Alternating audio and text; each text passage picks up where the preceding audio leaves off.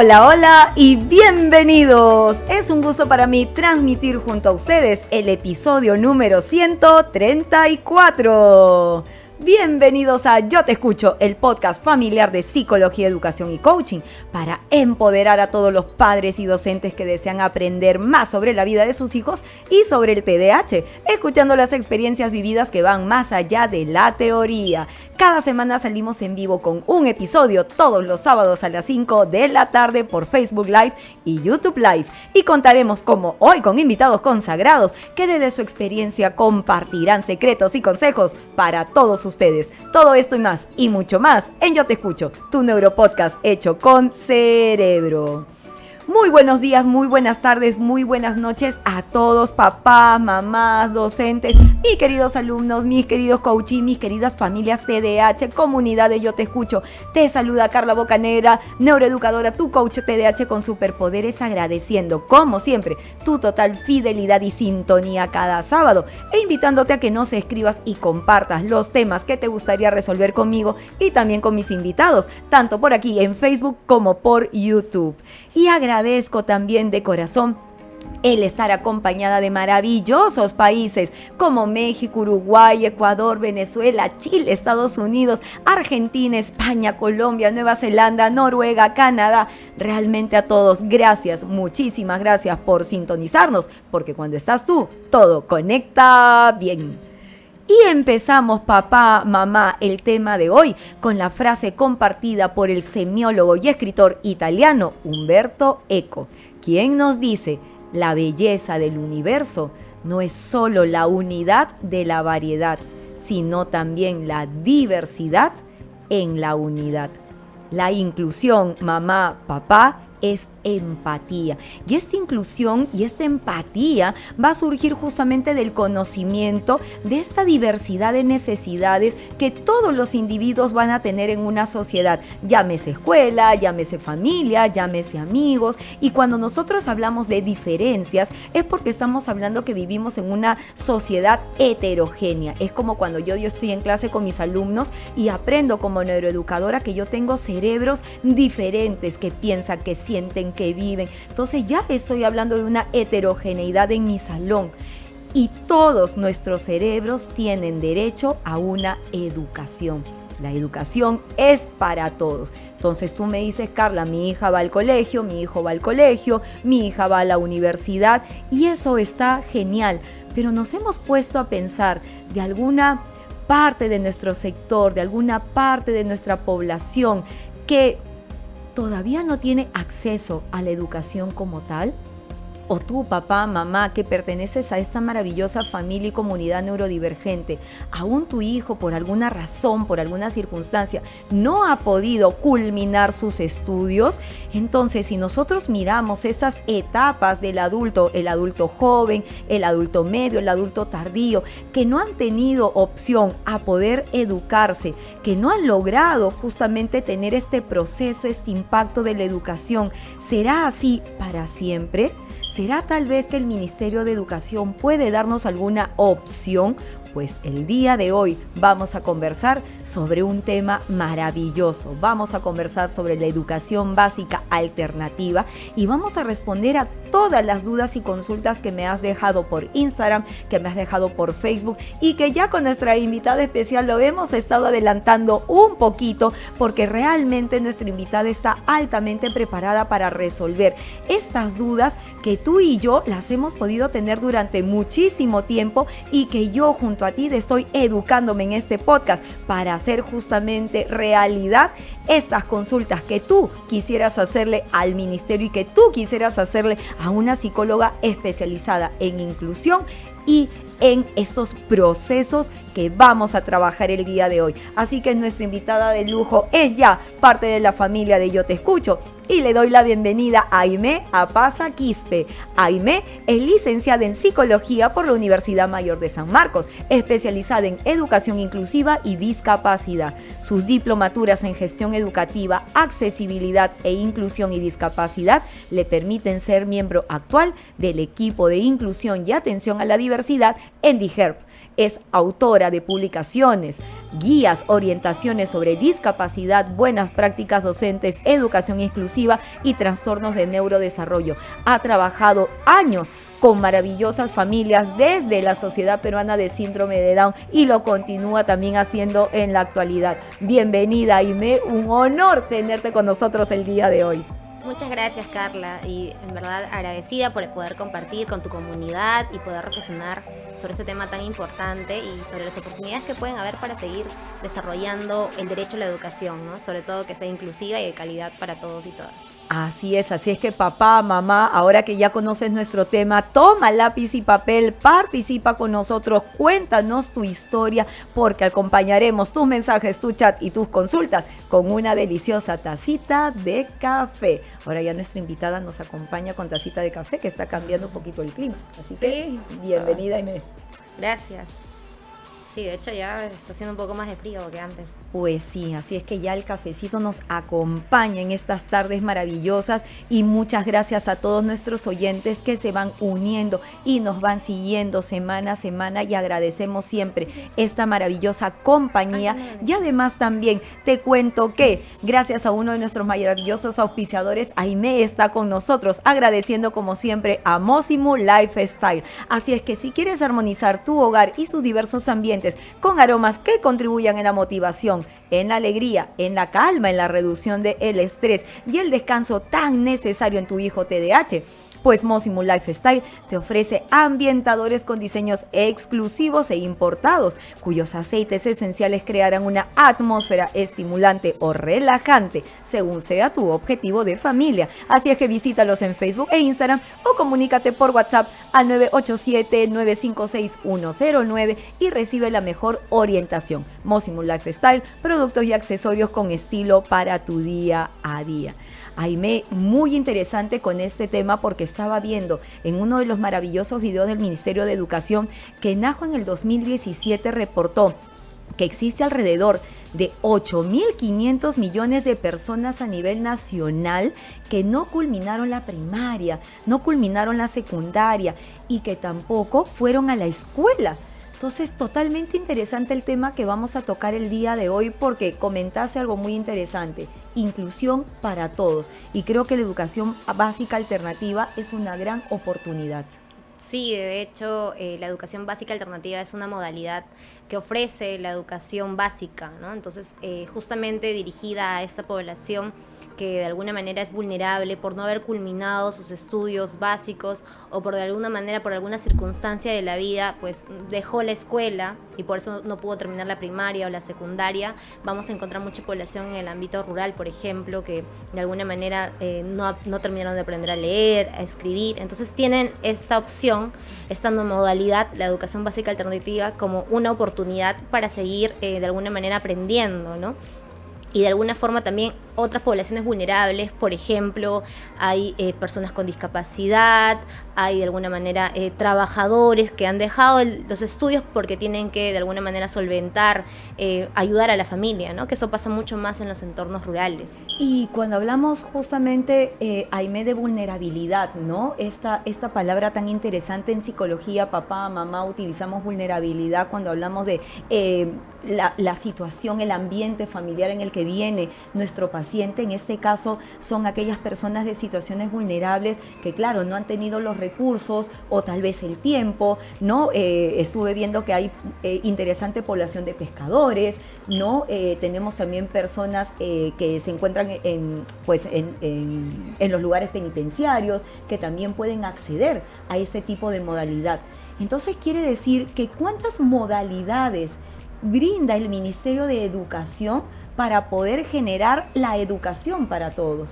Bueno, de alguna manera, según la Ley General de Educación, ahí lo vamos a poder encontrar en la Ley 28044, que hay 3 modalidades, ¿no? La educación básica, de alguna manera, tiene 3 modalidades, que es la educación básica especial, la educación básica regular y la educación básica alternativa.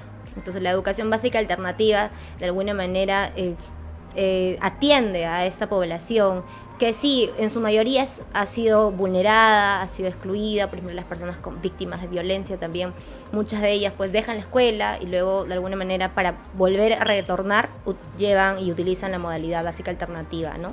De hecho también tiene ciertos criterios, ¿no? Por ejemplo, lo que se quiere en realidad es que los niños y las niñas desde muy temprana edad ingresen al sistema regular y que completen su educación, ¿no? De hecho, hay muchas experiencias que se han estado haciendo, sobre todo ahora por la pandemia, para lograr de que los estudiantes no interrumpan sus aprendizajes y continúen, ¿no? Pero si es que por circunstancias sociales o particulares no terminan la escuela, tienen esta opción de la educación básica alternativa, pero está dirigida para personas mayores de 14 años. Y eso te iba a preguntar porque justamente parte de los comentarios, papá, mamá, parte de las preguntas que tú me dejaste al ver justamente nuestro pod, entonces vienen a ser chicos de 14 años hacia adelante. Ya hacia adelante ya no hay límite. Sí, no hay límite, de hecho, tampoco hay alguna otra diferenciación por la que no podría, ¿no? Cualquier persona que quiera ingresar y que no terminó la escuela básica puede entrar a la educación básica alternativa. Entonces, por ejemplo, un adulto joven que está trabajando en las mañanas, en la tarde puede recibir este servicio, la educación básica alternativa. Claro, de hecho, una de las características de la educación básica alternativa es que hay flexibilidad en el horario, ¿no? Algunas escuelas, centros, en este caso de educación básica alternativa, tienen turnos en la tarde o turnos en la noche. Entonces, de alguna manera va a ser más flexible, ¿no? En comparación a las escuelas regulares que tienen turnos o bien en la mañana o bien en la tarde, y a veces una persona que trabaja necesita adecuarse, ¿no?, a horarios distintos. ¿Cuáles son entonces los beneficios que hay en la educación básica alternativa? El primer beneficio es que me permite trabajar y estudiar. Sí, de todas maneras. ¿Y otros beneficios? Por ejemplo, de alguna manera, al ser una modalidad de la educación básica, el currículo es de alguna manera una columna vertebral para todas las modalidades. Entonces, los aprendizajes se van a dar para todos en relación a, en este caso, en la educación básica alternativa, ¿no? Ese es otro beneficio, ¿no? O sea, vas a aprender también considerando el tiempo en el que te quedaste, ¿no? Quizás algunos terminaron o se quedaron en segundo de primaria, pero necesitan retornar o reforzar ciertas competencias elementales, entonces van a tener que pasar de alguna manera por el apoyos o ajustes en el caso de que ingresen al nivel o al ciclo en el que están, ¿no? ¿Es un servicio o es una modalidad que me brinda la oportunidad de estudiar de manera gratuita? De hecho, sí, bueno, sí, porque de alguna manera hay SEBAs públicos, pero también vamos a encontrar que desde el sector privado se oferta de alguna manera instituciones SEBAs privadas, ¿no? O que son de gestión privada con convenio con el Ministerio de Educación, ¿no? Pero de alguna manera sí hay, ¿no? Hay esas dos opciones, siempre para que de alguna forma los ciudadanos decidan. Si yo termino mi educación en esta modalidad, voy a tener mi certificación oficial. Sí, exacto, porque justamente al ser una modalidad de la educación básica es reconocida oficialmente por el Ministerio de Educación. Y eso me va a permitir poder tener oportunidad para buscar un mejor trabajo, ¿no? Oportunidad para poder desarrollarme en otros sectores. Sí, por supuesto. De hecho, tenemos que ver que la educación como derecho nos abre oportunidades. Así es. Y si hoy en día encontramos personas que quizás no están laborando o tienen menos oportunidades, es porque justamente quizás el derecho a la educación no fue como debió ser, ¿no? Entonces, de alguna manera eso genera más barreras para que se puedan seguir desarrollando. Nosotros en la escuela básica regular hablamos de prekinder, kinder, inicial, primaria, secundaria. ¿Es lo mismo en la educación básica alternativa? En realidad es distinta la organización. De alguna manera lo oficial es que pues hay modalidades de educación básica y hay niveles educativos. A lo que tú haces referencia, al kinder, el nivel inicial, son niveles educativos. Correcto. En el caso de la educación básica alternativa hay ciclos, ¿no? Hay ciclos educativos, entonces van a ir claramente porque en la educación básica regular, por ejemplo, un nivel educativo inicial está conformado por grados. Entonces, un grado puede ser un año, en cambio, en la educación básica alternativa se va a organizar de diferente manera. Es flexible por ese lado. Y, por ejemplo, ¿cuánto tiempo me demoraría en culminar mis estudios. Pusiste un ejemplo muy interesante, una persona que terminó su segundo, ¿no? Grado de primaria y bueno, por situaciones del destino ya no pudo continuar sus estudios. Entonces ahora que es adulto mayor y quiere retomarlo, ¿cuál es el tiempo de duración para yo poder tener mi certificado oficial, ¿no? Claro, ahí va a depender un poco también de cómo va avanzando el estudiante, porque también vamos a encontrar que a veces pues uno accede, que es la realidad, accedes, pero porque estás trabajando lo tienes que dejar, ¿no? Entonces, de alguna manera es flexible por ese lado, ¿no? Pero sí, o sea, la persona ingresa a la educación básica alternativa y como un ciclo se matricula, le dan sus materiales, sus libros y pues lleva las clases con sus profesores y las áreas curriculares que también se llevan en la educación básica regular, ¿no? Entonces, por ese lado va a depender también de los tiempos en los que también disponga la persona y también del periodo que se va abriendo, ¿no? Algo también, de alguna manera, como un beneficio es que educación básica alternativa se abre en cualquier momento, ¿no? Hay un tiempo, no es como la educación básica regular que inicia en marzo y termina en diciembre. No, eso también responde a una demanda, ¿no? Correcto, entonces papá, mamá, ya estamos observando, porque una de mis preguntas era poder ir marcando cuál es la diferencia entre la educación básica regular y la educación básica alternativa, y creo que durante estos minutos de conversación hemos estado marcando pues diferencias bastante claras, ¿no? Y algo que también comentaste mucho es que el currículum nacional es también la base fundamental, es la columna para la educación básica alternativa, ¿no? Y cuando hablamos de educación básica alternativa, si estamos hablando de personas que vienen con diferentes edades o con diferentes condiciones, quiere decir entonces que la educación básica alternativa está diseñado también para observar estilos de aprendizaje diferentes, formas de aprender diferentes, o tal vez hasta hablar de lo que hablamos en nuestros colegios regulares de las inteligencias múltiples. ¿Cómo ve cómo da esta mirada inclusiva la educación básica alternativa? Eso tiene que ver sobre todo con el currículo, ¿no? Es de alguna manera el aprendizaje o la columna vertebral de nuestros aprendizajes está en el currículo nacional. Y dentro del currículo nacional hay diversos enfoques transversales y uno de ellos, por ejemplo, es la inclusión, ¿no? La inclusión o la atención a la diversidad. Entonces, eso lleva a que el maestro o la maestra pues tenga que dinamizar sus prácticas pedagógicas para que llegue a todos y a todas.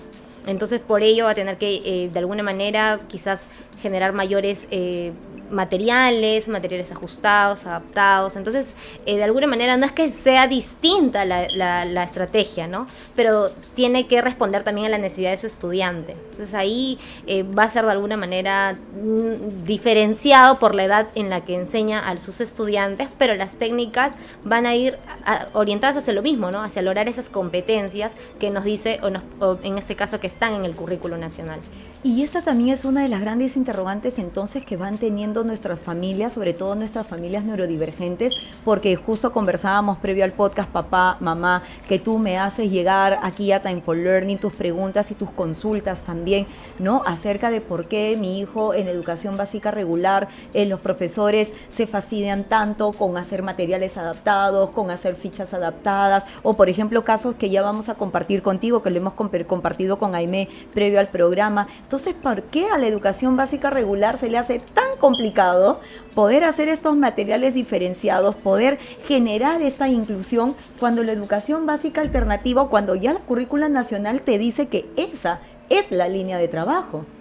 Sí, de hecho eso depende, muchas veces responde a una barrera actitudinal del maestro, ¿no? Que a veces tiene resistencias o piensa que no está preparado para poder responder a la diversidad del estudiante, ya sea porque tiene una condición específica o porque quizás no está aprendiendo al ritmo que sus compañeros. Entonces eso ya tiene que ver un poco como el maestro también construye su idea de enseñanza, ¿no? Porque evidentemente si un estudiante no está aprendiendo en la manera en la que tú enseñas, tienes que cambiar la forma en la que estás enseñando. Entonces, papá, mamá, es sumamente importante que tú desde ya, sea la condición que tenga tu hijo o el trastorno que tenga o la discapacidad, esa comunicación constante con el colegio es sumamente importante porque nosotros los docentes ya debemos de tener tener una mirada completamente alineada hacia la inclusión. Nosotros los maestros tenemos la responsabilidad de capacitarnos, porque lo mismo que pasa en la educación básica alternativa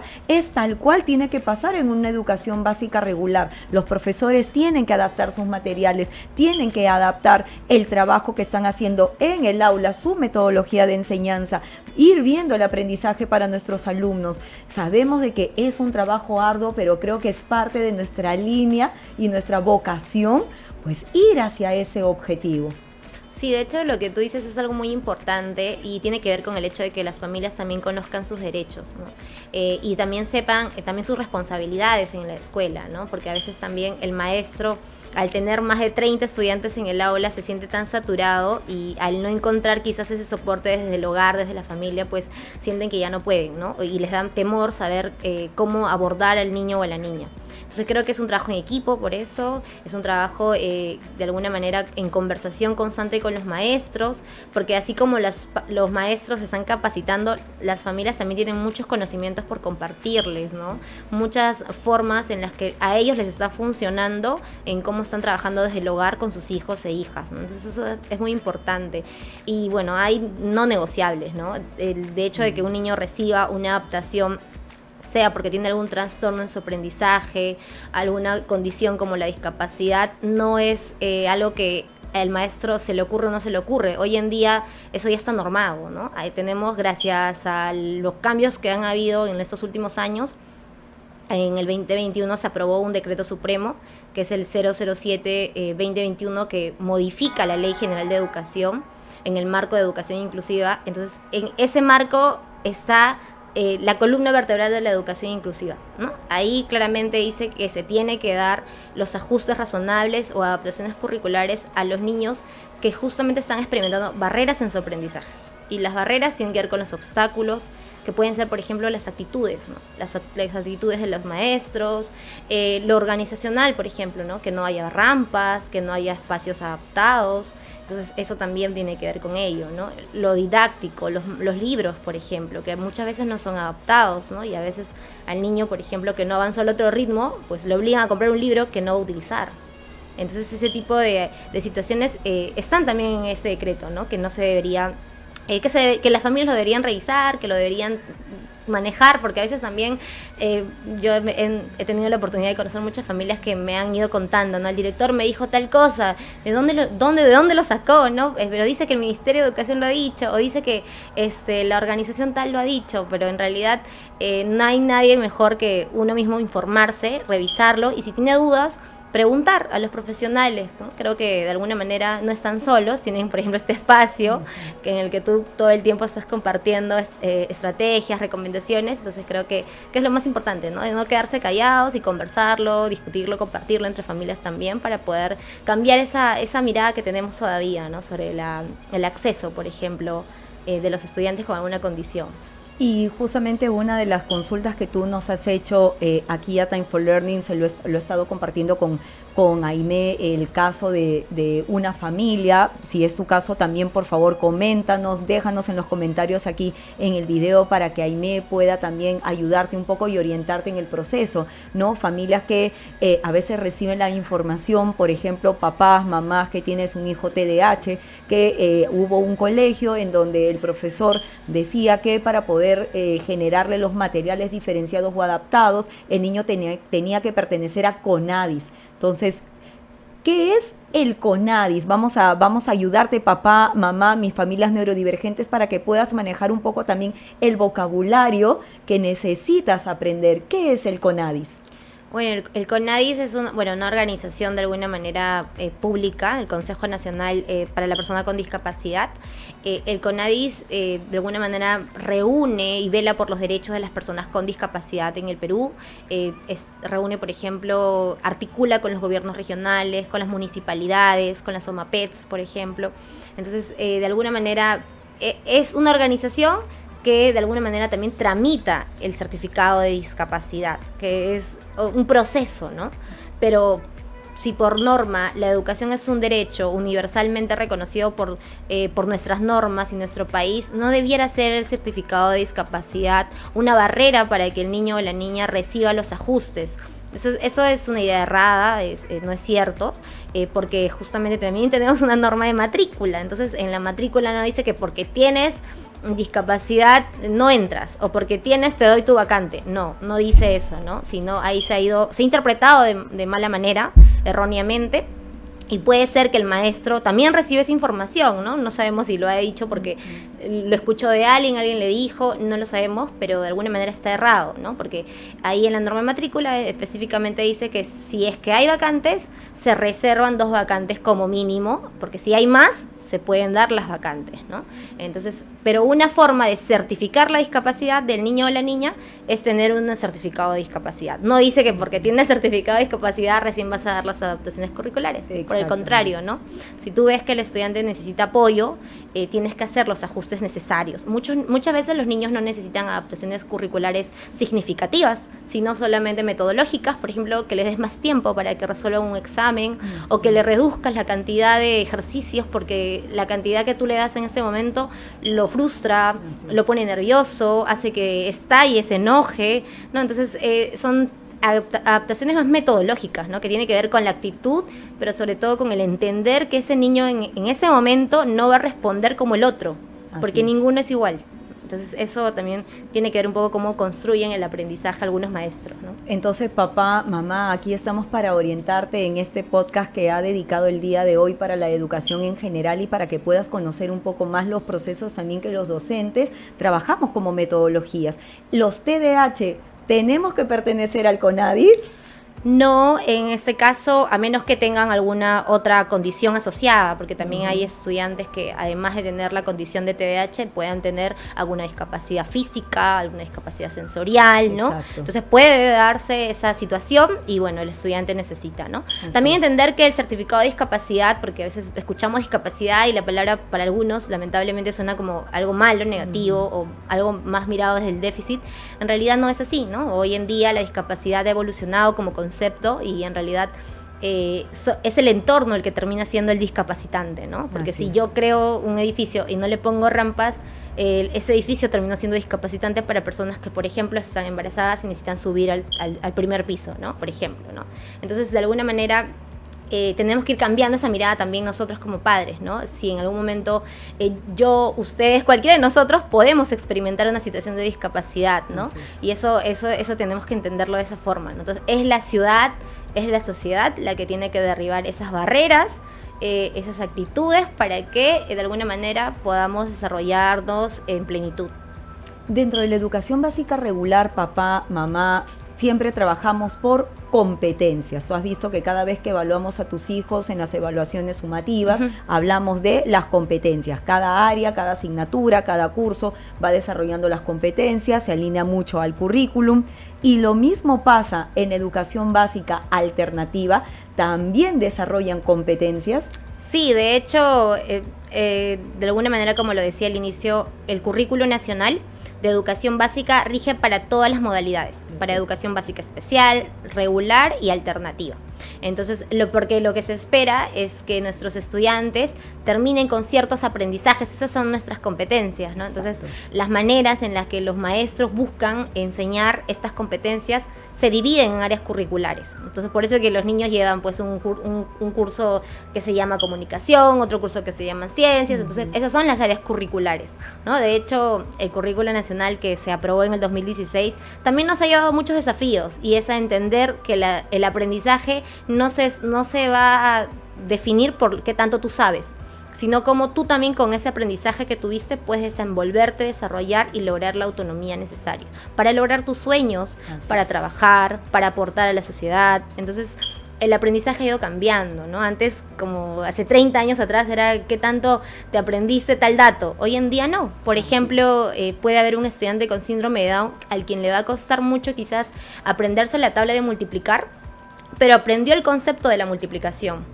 Entonces, si ya llegó a la secundaria y sabe el concepto de multiplicación, sabe hacer el ejercicio de multiplicación, ¿para qué yo le voy a pedir que se aprenda cómo se multiplica todo? Pudiéndole dar un apoyo, una calculadora, enseñarle otros recursos para que pueda desarrollar lo que están haciendo sus otros compañeros, ¿no? Operaciones más complejas, ¿no? Entonces, a eso va también cambiar esa idea del aprendizaje, ¿no? El aprendizaje nos tiene que servir a nosotros para poder demostrar estas competencias, desenvolvernos y, por ejemplo, desarrollar nuestros planes de vida, ¿no? Así es, entonces papá, mamá, dentro de todo este proceso de inclusión también incluye que nosotros podamos insertar a nuestros alumnos en el salón con adaptaciones curriculares, con diferenciaciones, con metodologías específicas que nos puedan ayudar en este proceso, y la educación básica alternativa pues continúa en la misma línea porque es parte de la currícula nacional.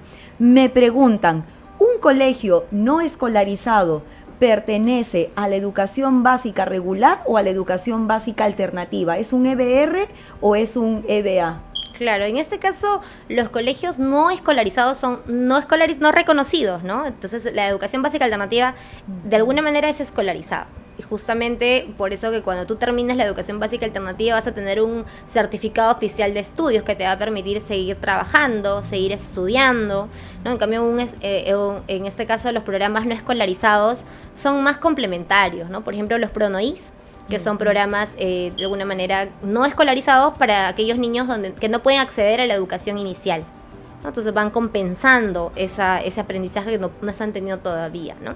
Entonces no son reconocidos, ¿no? O sea, no es que vas a terminar con un certificado oficial que completaste tus estudios, ¿no? Eso es como que la gran diferenciación. Correcto. Algo que también me preguntaban por aquí era con el tema de los homeschoolings en el Perú, ¿no?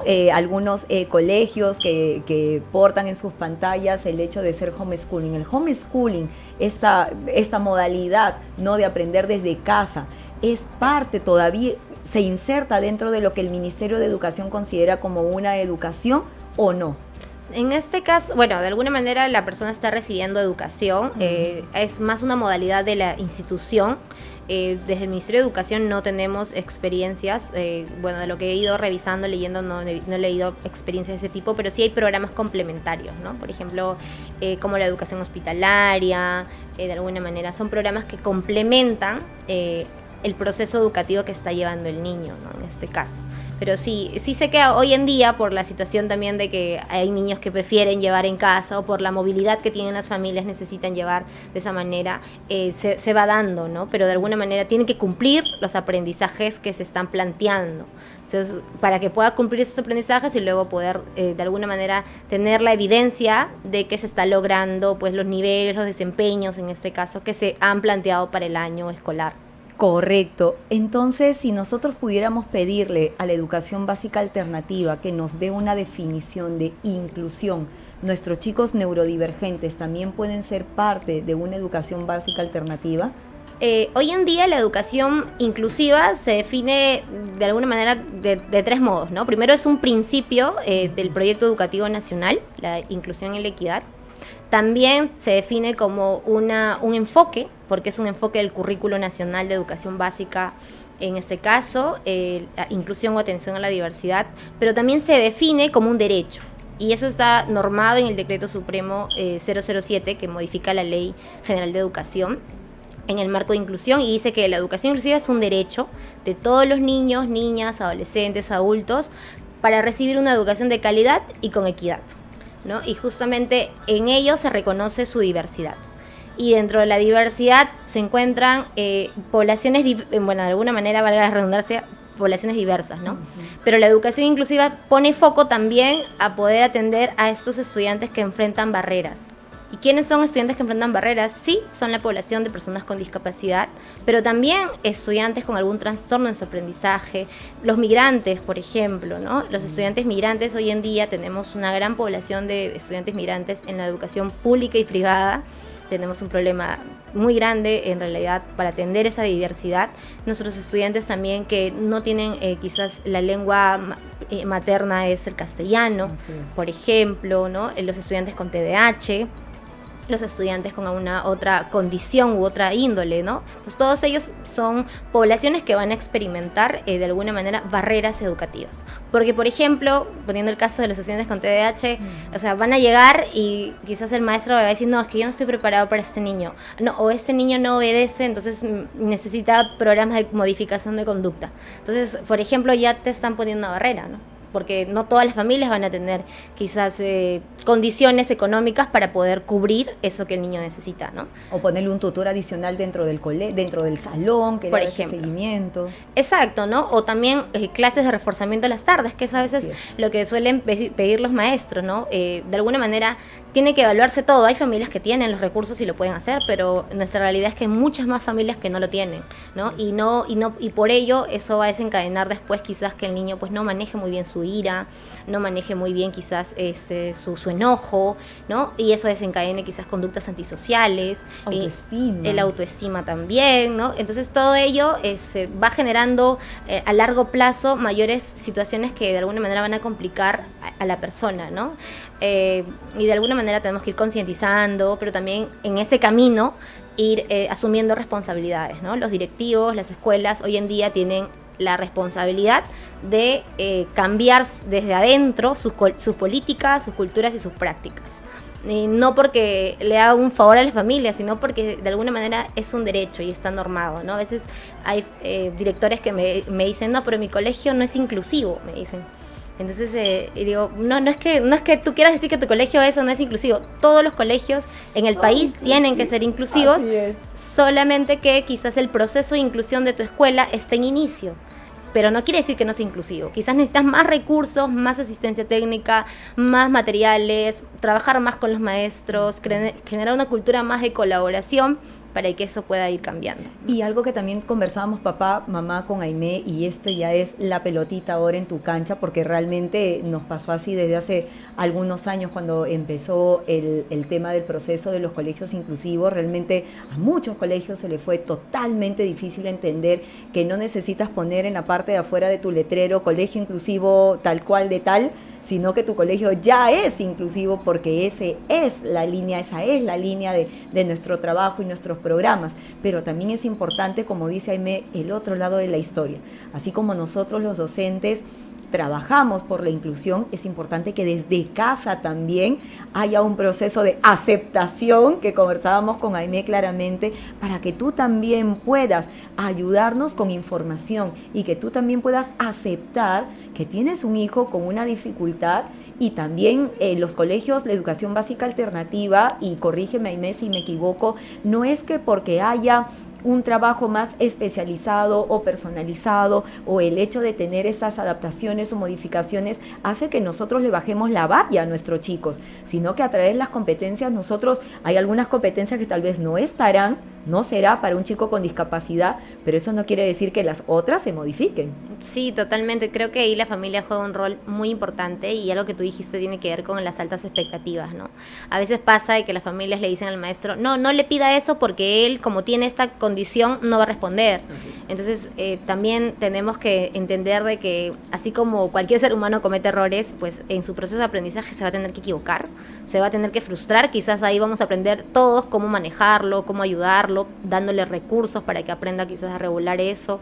Pero tenemos que hacer más que de alguna manera la protección infinita que le hacemos o que le damos a nuestros hijos, a veces porque uno es padre, quiere pues, y más aún con una condición, quiere que nada le pase, pero en realidad si es que le va a pasar algo, vamos a estar ahí para acompañarlo. Si se va a equivocar, vamos a estar ahí para escucharlo, ¿no? Pero sí es muy importante ese trabajo de familia y de docentes, porque a veces se siente que es una batalla.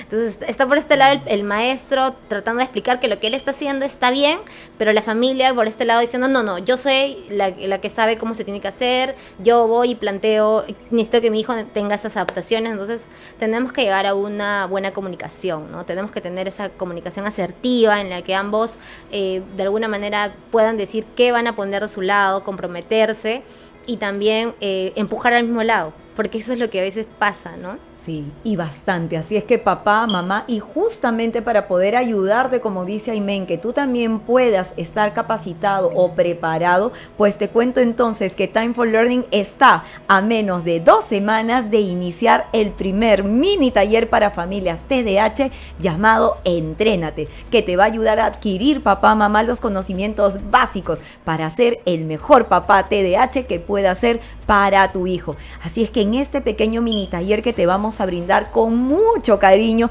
pues vamos a aprender cómo funciona el cerebro de un niño, de joven TDAH, o qué funciones ejecutivas básicas pueden estar alineadas a una de las competencias transversales que también pide el Ministerio de Educación, que es el gestiona tu aprendizaje de manera autónoma. ¿Cómo podemos hacer para que nuestro hijo pueda ser un poco más autónomo? Nosotros como padres, ¿cómo podemos contribuir en este proceso? ¿Cómo lo podemos estimular desde casa? Así que ingresa al fanpage de Time for Learning y comunícate con nosotros al +51 938 484 149. Aimé, entonces parece ser que los CEBAs o que la educación básica alternativa es como una jaladita de orejita, como un recordatorio a la educación básica regular, que también tiene que trabajar en la línea de la inclusión. Sí, de hecho, todas las modalidades tienen que trabajar para lograr pues que los niños y las niñas y los adolescentes, los adultos en general, puedan desarrollar sus competencias, ¿no? Entonces, la educación básica alternativa a veces también tiene los mismos retos que la educación básica regular en relación a la matrícula, la admisión. De hecho, conozco familias que a veces han tocado la puerta de los centros de educación básica alternativa y le han dicho, no, nosotros no estamos preparados para atender, por ejemplo, estudiantes con síndrome de Down, ¿no? Entonces, o sea, vamos a encontrar también todavía esa mentalidad o esa resistencia que gracias a Dios eso está cambiando. Entonces, gracias a las normas también que se han ido cambiando, y también debemos reconocer de que hay directores que están muy metidos en el tema, que están capacitando a sus maestros, que están ellos poniendo de alguna manera como líderes, diciéndole a sus maestros, vamos a aceptar este año a todos, vamos a hacer lo posible para poder de alguna manera capacitarnos.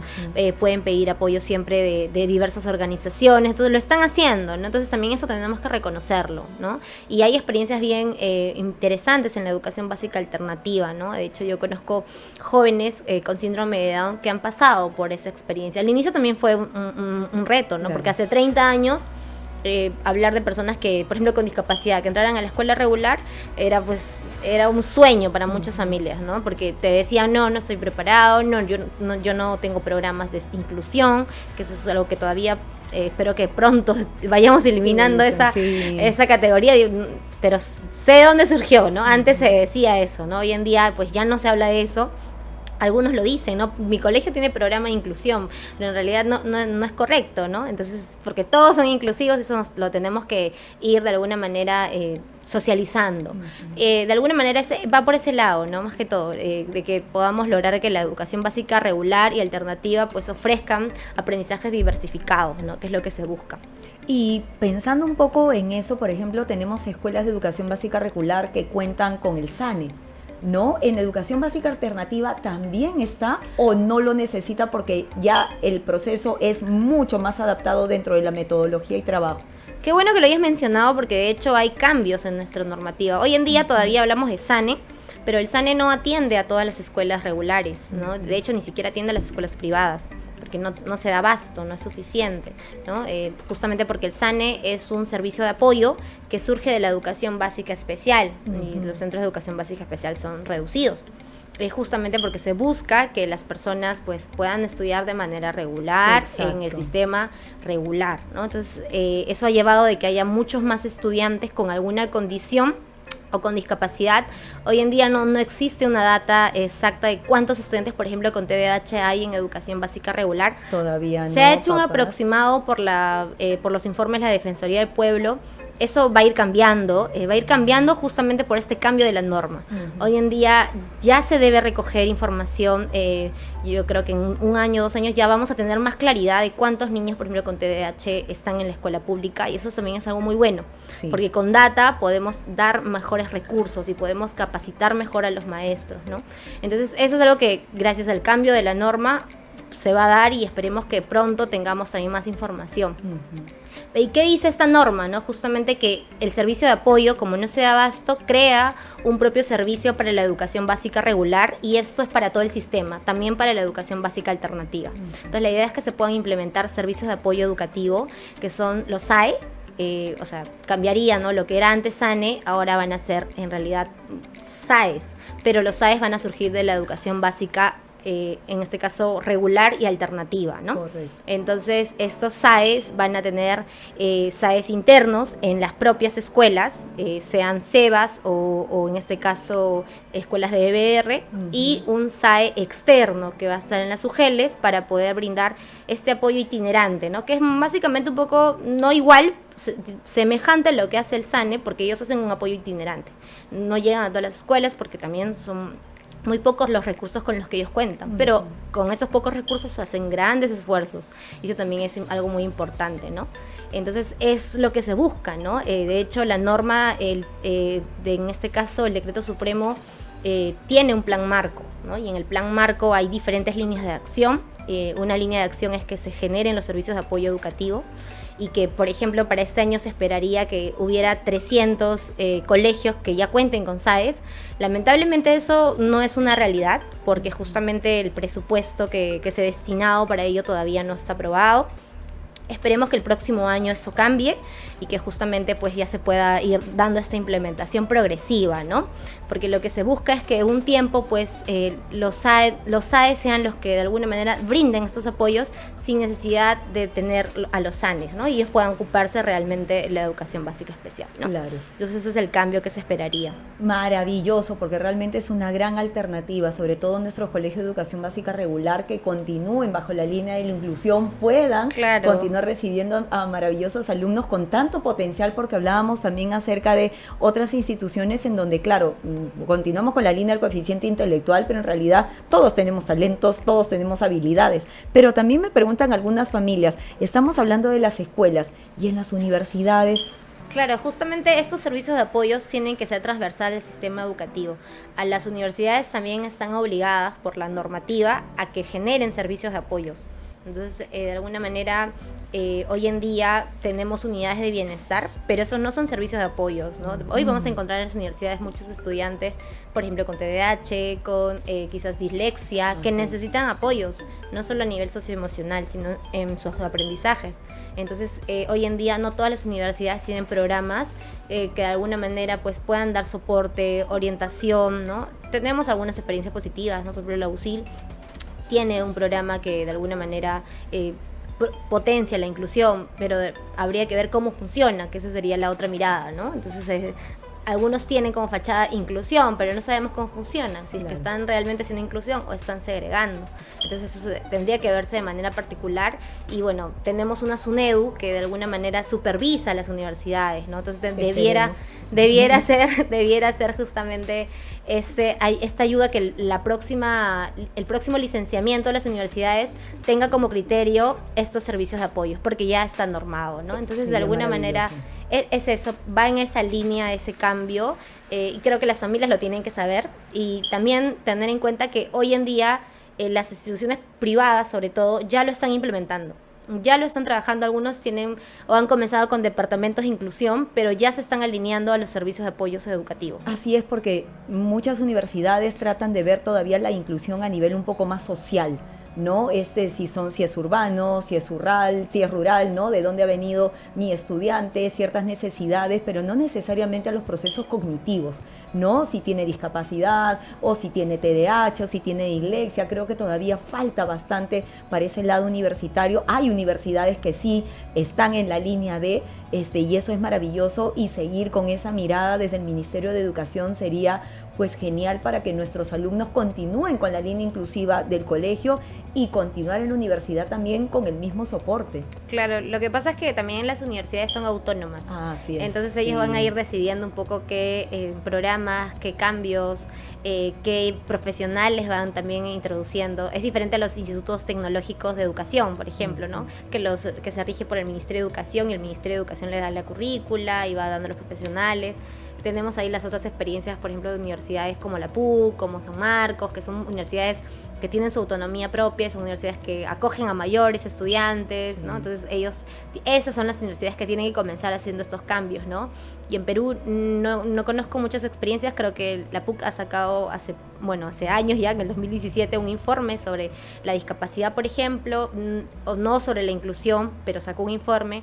Entonces creo que al menos son avances, ¿no? Son avances que se van dando. De hecho, la clínica jurídica de la PUC también hace da mucho apoyo a las familias cuando, por ejemplo, tienen que atender casos de denuncias, por ejemplo, de negación de matrícula. Entonces, de alguna manera sí hay iniciativas que se hacen, pero para sus estudiantes es lo que se necesitaría, ¿no? Claro. Entonces todavía tenemos una labor ardua. Tenemos un gran reto, pero yo creo que vamos encaminados ahorita con el hecho de tener un marco legal, ¿no? Porque antes no teníamos un marco legal y de alguna manera a veces eso también es una barrera. Porque te dicen, ¿por qué voy a hacer esto si quién lo dice, ¿no? Pero hoy en día al tener un marco legal, yo puedo decirle al colegio, tú ya deberías tener un SAE. ¿Por qué no lo tienes? Porque acá está en la norma, ¿no? Entonces todos se preocupan, ¿no? Porque yo también he trabajado ahí dentro de la escuela, ¿no? Entonces te dicen, ¿debería tenerlo? Sí, porque está normado. Y ya lo van haciendo, ¿no? Entonces el próximo año vamos a tener que hacer una especie de mitad, quizás el psicólogo va asumiendo la responsabilidad, luego van viendo la necesidad de que se necesite una persona. Y luego vas creciendo, ¿no? De hecho, necesitamos primero hacer esos cambios pequeños, aunque a veces uno dice, bueno, no es nada, ¿no? Pero en realidad esos cambios pequeños nos ayudan a darnos cuenta de que tenemos que tener un equipo más grande, de que tiene que haber personas que estén abocadas, no solo a estos niños que tienen alguna condición quizás en la que van a necesitar mayores apoyos, sino aquellos que están por encima, ¿no? Y necesitan también apoyos, o aquellos que ni siquiera se ven, que están ahí como los que avanzan en su aprendizaje, pero no se potencian más. Entonces, de alguna manera, ese servicio de apoyo tiene que mirar esa diversidad. Así es, qué interesante, papá, mamá. Entonces hemos dado para ti realmente información actual, información normada, información veraz, ya desde el proceso de la inclusión, el proceso para todas nuestras familias neurodivergentes. Y tú me comentabas, Jaime, ¿qué otros tipos de programas, tal vez complementarios, tenemos en el Perú para apoyar a nuestros estudiantes? Hablaste sobre el tema hospitalario. Sí, de hecho, como se reconoce la educación inclusiva como un derecho, ha habido por mucho tiempo población, por ejemplo, que recibe tratamiento ambulatorio, que muchas veces tiene que interrumpir su aprendizaje, ¿no? Estudiantes con cáncer, estudiantes con alguna otra condición semejante, enfermedad, que necesitan recibir pues ese tratamiento en el hospital. Entonces no pueden estar yendo constantemente a la escuela. Entonces para ellos, por ejemplo, desde la educación hospitalaria surgen estrategias y herramientas y también características y condiciones que se pueden brindar, haciendo de que el niño o la niña que está en el hospital pueda recibir la educación y eso sea validado por el Ministerio de Educación, por ejemplo, ¿no? Entonces la educación hospitalaria es un programa de alguna manera que compensa, ¿no? Compensa a la educación regular, o sea, de alguna manera nutre eso que se da, ¿no? Para que el niño no tenga que dejar la escuela, siga matriculado y a partir de los estudios que se dan en el hospital, pues pueda eso convalidarse, ¿no? De alguna manera. También están los PANETs, que son programas no escolarizados, de alguna manera son complementarios para los estudiantes con talento y superdotación. Muchas veces, de alguna manera, estos estudiantes son los que a veces terminan teniendo mayores barreras, porque el maestro esta vez no sabe qué más hacer, porque no termina de satisfacer en este caso el hambre de aprendizaje del niño o de la niña, ¿no? Y muchas veces eso desencadena en que se frustre, en que se aburra, en que sienta que no está aprendiendo y no quiere ir a la escuela, ¿no? Y termina siendo un mayor reto para la familia, porque ¿cómo hago para compensarlo de que vaya? Entonces, y es bien complicado, ¿no? Entonces, esos servicios complementan, pero en realidad donde se tiene que dar la atención es en la escuela, porque el estudiante es de la escuela, es responsabilidad de la escuela, ¿no? Y tanto con la familia se tiene que trabajar para potenciar, ¿no? Muchas veces lo que debiera hacerse como buena práctica que he recogido de algunas escuelas es en programas, por ejemplo, para fortalecer la ciencia, para fortalecer la oratoria, o sea, más guiados de las inteligencias múltiples, ¿no? Para que eso que lleva en la mañana termine de fortalecerse en estos programas. Pero lo ideal sería que justamente la clase también, estas clases sean más enriquecedoras, más movidas, porque lo que yo he visto de algunos niños con estas características es que esta educación tradicional de yo me siento, voy a hacer el cuaderno, es lo que termina siendo un reto para ellos, ¿no? Sí. Y de alguna manera van a tener que aceptar también que ciertos momentos es así, ¿no? Como ahora, estoy sentada, tengo que tender a responder, pero van a haber otros momentos en los que me voy a poder mover, me voy a poder quizás investigar un poco más. Entonces es también un poco trabajar mucho esta parte con los niños, ¿no? Y qué interesante realmente, papá, mamá, todo lo que Jaime nos ha compartido sobre la educación básica alternativa. Nos damos cuenta, creo que como conclusión, que no necesariamente es tan diferente a la educación básica regular en cuanto a la inclusión, ¿no? Tenemos que trabajar con nuestras adaptaciones en caso sea necesario, con nuestra metodología de trabajo, que sea también adaptado a las necesidades de nuestros alumnos. Si bien es cierto, la educación básica alternativa, estamos viendo como diferencias que va de 14 años para arriba, con otras necesidades, por la vulnerabilidad, pero la metodología de trabajo, el fortalecimiento de las competencias, el desarrollo de las competencias y las necesidades va tan alineado como una educación básica regular. Claro, además que se tiene que considerar también la etapa evolutiva en la que está la persona, ¿no? Evidentemente, si bien no ha terminado quizás la primaria, no por eso le voy a hacer leer textos para niños que no es de su edad, ¿no? Entonces ahí también va el cambio, ¿no? De adecuarse también a la etapa evolutiva en la que se encuentra la persona que está estudiando, ¿no? Así es. ¿Qué es el comportamiento que debemos de tener nosotros los docentes cuando también tenemos en nuestras aulas chicos que también tienen procesos cognitivos? Por ejemplo, el TDAH, su nivel de maduración es un par de años menos, ¿no? Está todavía más en el juego, mientras que tal vez sus compañeritos están un poco más reflexivos, un poco más maduros. Entonces, mira, papá, mamá, cómo es que la educación básica alternativa nos da esa alerta, esa campanita, y para nosotros los docentes, de cómo debemos también alinear nuestro trabajo y nuestro desarrollo y nuestras habilidades docentes y neurodocentes para poder abordar a todos nuestros alumnos. Y creo que también dijiste, Aimee, algo muy importante: la familia también es parte de la educación. Sí, de hecho la familia es parte de la comunidad educativa, ¿no? Hay algunas familias que de alguna manera están mucho más involucradas en el aprendizaje de sus hijos e hijas, porque tienen las condiciones, porque tienen quizás el tiempo. Muchas veces el factor tiempo juega en contra para unas familias, pero en realidad desde el poco tiempo que tienen siempre se involucran. Yo no conozco ninguna familia que no se involucre. A veces hay una percepción desde los papás, desde los maestros, perdón, que no, la familia no participa, pero en realidad lo hace de manera diversa también, ¿no? Entonces, ese chip también tiene que ir cambiando del maestro hacia la familia, ¿no? Sí se involucran, pero obviamente algunos, por ejemplo, están más pendientes escribiendo todo el tiempo por correo a los maestros, o sea, de alguna manera más demandantes. Otros, al contrario, o sea, esperan la respuesta, la pregunta, ¿qué me dirá el profesor ahora? ¿No? Entonces, entender que también ellos son diversos, ¿no? Entender que también son diversas nuestras familias, los papás también entender de que tienen que confiar en el maestro, porque a veces esa pregunta constante también termina trasladando esa ansiedad que uno siente de qué está pasando en la escuela hacia el maestro, y el maestro termina teniendo un sinsabor de cómo me comunico, si va a reaccionar. Entonces no es la idea, ¿no? Ahí justamente por eso es importante sentarse o tener una reunión, conversar lo que no es negociable, lo que sí se puede negociar, las respuestas que se van a dar, los tiempos que hay, ¿no? Porque evidentemente el maestro no tiene un estudiante, tiene varios, y uno más que otros van a demandar mucho más tiempo, ¿no? A veces yo he tenido la oportunidad de conocer maestras y trabajar con maestras que terminaban el día y decían, ya hoy ya no puedo, ya he sido un día muy cansado, sobre todo en los primeros años los primeros meses del año, ¿no? Sí. Es muy agotador para muchas, y ellas también tienen que cuidar su salud mental, ¿no? Entonces eso también, desde los padres también, mirar que ellos también son un factor para contribuir a la salud mental de los maestros, ¿no? Y que su trabajo es muy valioso, ¿no? Y si alguno está teniendo mayores dificultades, o sea, tenemos que apoyar también a que busquen las maneras, ¿no? De que consigan, se capaciten. De verdad que de mi oportunidad con maestros, cada vez que les he dicho, mira, esto puede ser... Sí, hay algunos que tienen resistencia, pero hay una gran cantidad que te dice, a ver, ¿por dónde comienzo? Así y lo hacen, ¿no? Totalmente importante, y en eso alineamos entonces, para finalizar nuestro podcast, papá, mamá, en dónde puede encontrar nuestras familias información que les permita, como tú mencionaste en el podcast, también ellos ser partícipes con un poco más de sabiduría, con un poco más de conocimiento acerca de la educación básica regular, la básica alternativa, la básica especial. ¿Dónde pueden encontrar toda esta información? Parte de la información que ya has compartido con nosotros y más. Sí, de hecho hoy en día contamos con más guías, manuales. Creo que hay muchas plataformas. Por ejemplo, una plataforma es la plataforma Perú Educa. Ahí pueden encontrar mucha información. Ahí están las guías, adaptaciones curriculares, por ejemplo.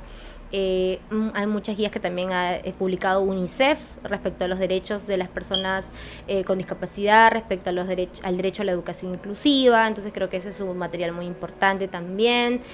Algo que creo que suelo recomendar a las familias es que consulten con las organizaciones de sociedad civil que existen, ¿no? Hay organizaciones de familias que trabajan por el TDAH, que trabajan por el síndrome de Down, que trabajan por el autismo, y de alguna manera ellos tienen material tan enriquecedor que a veces no llega a las familias, ¿no? Yo, tuve la oportunidad de trabajar en la Sociedad Peruana de Síndrome de Down en algún momento, y había guías muy importantes en su página, que sé que están publicadas ahí, y son de lenguaje sencillo, porque a veces también uno ve un material, 30 páginas, como que dice, uy, me va a tomar tiempo revisarla, ¿no? Pero a veces hay boletines, folletos que pueden ser de muy fácil acceso, entonces lo pueden revisar y compartir, ¿no? Entonces es muy importante, y creo que hay materiales claves que pueden leer los papás. Yo les invito a leer el Decreto Supremo, creo que les va a dar mucha mirada de lo que hoy en día estamos buscando como una educación inclusiva realmente, y también de alguna manera buscar espacios como el Yo Te Escucho, ¿no? Porque estos espacios nos ayudan a compartir y actualizarnos.